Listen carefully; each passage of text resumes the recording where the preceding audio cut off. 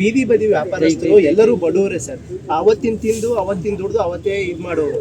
ಅಂತಹ ಏನ್ ಬೀದಿ ಬದಿ ವ್ಯಾಪಾರಸ್ಥರು ತೆರವು ಕಾರ್ಯ ಆಗಿದೆ ಸರ್. ಅವ್ರಿಗೆ ಪರ್ಯಾಯ ವ್ಯವಸ್ಥೆ ಅಂದ್ರೆ ರಸ್ತೆ ಪಕ್ಕದಲ್ಲಿ ಮಾಡ್ತೀನಿ ಅಂತ ಹೇಳಿದ್ದಾರೆ, ಬಟ್ ಅದು ಮಾಡಿಲ್ಲ ಅಂತ ಆರೋಪ ಇರೋದು. ಬಹಳ ಸಂತೋಷ. ಆರೋಪ ಮಾಡೋರೆಲ್ಲ ಆರೋಪ ಮಾಡದೆ ಅವ್ರಿಗೆ ಬೇರೆ ಜಾಗ ನಾವು ಐಡೆಂಟಿಫೈ ಮಾಡಿ ನೋಟಿಫೈ ಮಾಡ್ತೀವಿ.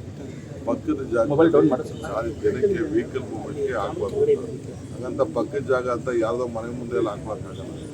ಅವ್ರಿಗೂ ಅವ್ರ ಬದುಕನ್ನು ಕಟ್ಕೊಳ್ಬೇಕು. ಅವ್ರ ಮನೆ ಮುಂದೆ ಯಾರು ಇರಬಾರ್ದು. ಆ ಮನೆಗಳದ್ದು ಒತ್ತಡ ಎಲ್ಲ ಇದೆ. ಎಲ್ಲಿ ಯಾವುದು ಡ್ಯಾಮೇಜ್ ಇಲ್ಲ, ಯಾರಿಗೂ ಅನಾನುಕೂಲತೆ ಇಲ್ಲ ಅಂತ ಜಾಗಗಳನ್ನು ನೋಟಿಫೈ ಮಾಡಿ ಅಲ್ಲಿ ಅವಕಾಶ ಕೊಡ್ತಾರೆ. ಬೆಳಗ್ಗೆ ಬರಬೇಕು, ಸಾಯಂಕಾಲ ಹೋಗ್ಬೇಕು, ಆ ಕೆಲಸಕ್ಕೆ ಹೋಗ್ಬೇಕು. ಸರ್, ವಿಜಯನಗರ ಅಂಡರ್ ಪಾಸ್ ಅಲ್ಲಿ ಕೂಡ ಹೀಗೆ ಪರ್ಯಾಯ ವ್ಯವಸ್ಥೆ ಮಾಡಿತ್ತು.